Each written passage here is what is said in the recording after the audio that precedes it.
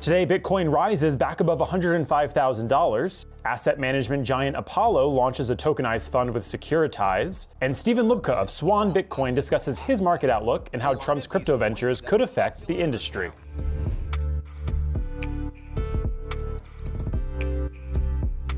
Welcome to CNBC's Crypto World. I'm Brandon Gomez. Digital currencies are on the rise this morning. By noon Eastern, Bitcoin jumped back to the $105,000 level. Ether climbed to $32.79, and XRP rose to $3.12. Okay, let's talk about the top stories. Asset management giant Apollo is launching a tokenized fund in a new partnership with the help of Securitize. The Apollo Diversified Credit Securitize Fund, dubbed ACRED, will let accredited investors buy into Apollo's diversified credit fund through public blockchains. ACRED will initially be available on Aptos, Avalanche, Ethereum, Inc., Polygon, and Solana networks. In recent years, Wall Street has turned its attention back to tokenization as a way to bring blockchain technology to traditional assets. Apollo partner Earl Hunt called the launch an exciting milestone in our journey to make private markets more accessible and efficient. Next, Tesla just reaped a $500 million windfall thanks to its Bitcoin holdings and new accounting practices. The EV giant reported fourth quarter earnings on Wednesday, in which it disclosed a $600 million mark-to-market benefit from Bitcoin on its net income. That increase is thanks to a change at the Financial Accounting Standards Board, which told companies to start measuring the value of their digital assets holding each quarter. So, after reporting the same carrying value in digital assets for the last 4 quarters, $184 million to be exact, the number surged to just over $1 billion. Now, Tesla isn't alone. A trickle of publicly traded companies who hold crypto on their balance sheets have reported a boost in net income after this rule change, which goes into full effect at the end of 2025's first quarter. All right, for our main story, Crypto World's Tanea McKeel spoke with Stephen Lubka, head of Swan Private, for his take on where Bitcoin prices could be headed and how the launch of Trump family meme coins could play a role in crypto price action. Stephen, thank you so much for joining me again on Crypto World. We are wrapping up a momentous January tomorrow. Bitcoin on pace as we speak for a 12% gain. I think we knew it would be exciting and it would be volatile, but there is so much information we've gotten this month that we just did not have before that we now have heading into February. So with all of that in mind, what is your outlook for Bitcoin for the next few weeks? Yeah. So man, it has been, you're right. It's been a momentous, not just month, but last 3 months, year. I mean, there's been so much that has happened. And a lot of this has been because of a rapidly changing political landscape. I mean, it should be no surprise to anybody listening that we've had a sea change in how the U.S. is relating to Bitcoin and to crypto as industries. And a lot of this comes from the new administration. We saw a series of executive orders. We saw a crypto council. We saw the president launch a meme coin. These things were unthinkable a year ago. This never would have happened under any of the previous administrations. And so I think what the market, what listeners and what investors need to know is that all of these events have what I would call like a long tail, in that they will each on their own trigger a series of other events. Today, we just got I believe it was the Czech National Bank is investigating, looking at Bitcoin as a reserve asset. That's a cause and effect from the US talking about Bitcoin.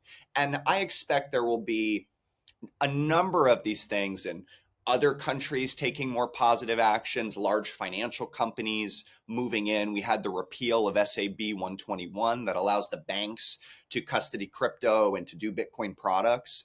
And I think you have a tail of these stretching through the next year. And some of these announcements, I think, will surprise the market. I don't think they're priced in. And so, to kind of get where you're going, I'm optimistic for February. I think February is a good month for Bitcoin. I think the whole year is probably a good year for Bitcoin. And I do not think the market has adjusted to everything that has changed yet. So we're at above 100K now. Many people are looking at 200K, possibly more, given everything that we've learned in January by the end of the year. Where do you think we are on that journey from 100K to 200K by the end of February? I know we gained a bunch in January, but directionally speaking, do you expect more chop? Is it going to be a little quieter in this next month? Always hard to make short-term price calls, but seeing it above 110 in February would not surprise me. I think that's an easy threshold to get. I think we're at like 106 right now, and Bitcoin's been moving up. We'll see where that goes. I think the main thing that has kept Bitcoin not being much higher already has actually been the equities market. It's what happened with Nvidia. It's what happened with the S&P. The Bitcoin market itself seems incredibly structurally bullish. And I think as soon as the pressure from equities and other assets lets up, which I expect it will, you're going to see this start to climb. And so seeing it above 110, maybe above 115 next month, short term's hard, but seeing it either at or surpass 200 by the end of the year is something I'd also agree with. Well, Trump has been at the center of it all. You just rattled off all of the things that we heard in January. I want to know what you make of the latest announcement, TruthFi, which we got yesterday. So Trump Media expanding now into fintech and financial services that include crypto and ETFs. Your thoughts? Yeah, so limited information there. We're all kind of working on the similar information if there's an announcement. I think this follows a trend that has emerged in the last year following the success of MicroStrategy. And so MicroStrategy turned a ton of heads this last year by being the best performing stock in the entire stock market. How did they do it? With a Bitcoin treasury strategy. So they bought Bitcoin, they issued debt to buy Bitcoin, they issued complex financial products to buy Bitcoin, and the market rewarded them to a massive effect. And so you've seen a lot of other companies either follow that playbook directly, like Metaplanet, like Semler Scientific, or more indirectly, some of the mining companies, or some companies like the Donald Trump Media Company, which just is, I think it's just going to buy. It's going to buy Bitcoin or maybe other crypto. And we'll see if they actually go all the way. But I think it's part of this trend where this will be a big story this year of many more companies coming in to incorporate Bitcoin as a treasury asset and perhaps implement more complex kind of financial engineering to get more Bitcoin. Yeah, absolutely.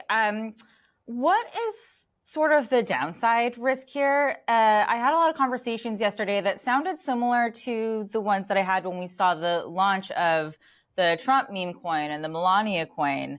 I mean, to what extent is it a bad look for crypto, an industry that has spent more than a decade, wanting to be taken seriously and working very hard to be taken seriously? Does the rise of meme coins and just more products into the market kind of keep crypto at the kids' table? Yeah, so I think it is a challenge. And following the launch of those meme coins, I had some conversations with people in the industry, and there were concerns, right? Because the crypto industry is kind of at this juncture where they have an opportunity to convince the world that they should be taken seriously and should be a material part of U.S. financial and economic investment. And I think on average, this makes it a little bit harder because you're saying, okay, what do you guys do? Well, you do meme coins. Like, it's hard to take that super seriously. I don't think it'll impact too much, but it is a hurdle to overcome. I think it does add some challenges. And it's part of a larger story of kind of a tale of two markets. And this is something we've seen this year that's been notable. In all of the previous kind of Bitcoin and crypto bull runs, generally speaking, Bitcoin and crypto went up together. They grew and rallied, and it was kind of one large market theme. What we've seen in the last year has been an incredible divergence between the performance of Bitcoin and others, whether it's Ethereum, whether it's meme coins.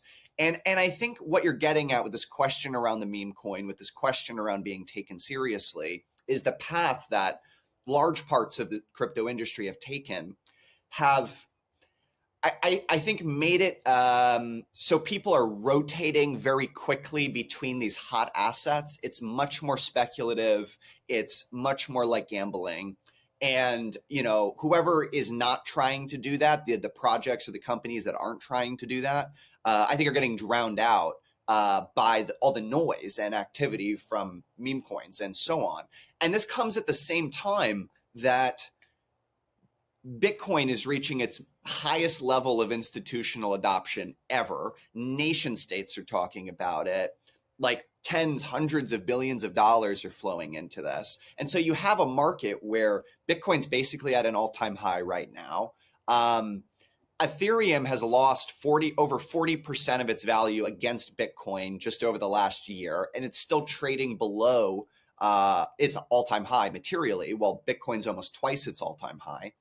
And if you kind of look even deeper into the crypto market and pull out asset by asset, a lot of these coins that were popular are down 70%. And so there's been a lot of pain for those investors, even as Bitcoin's done very well. Okay, that's all for Crypto World today. We're back again tomorrow. We'll see you then.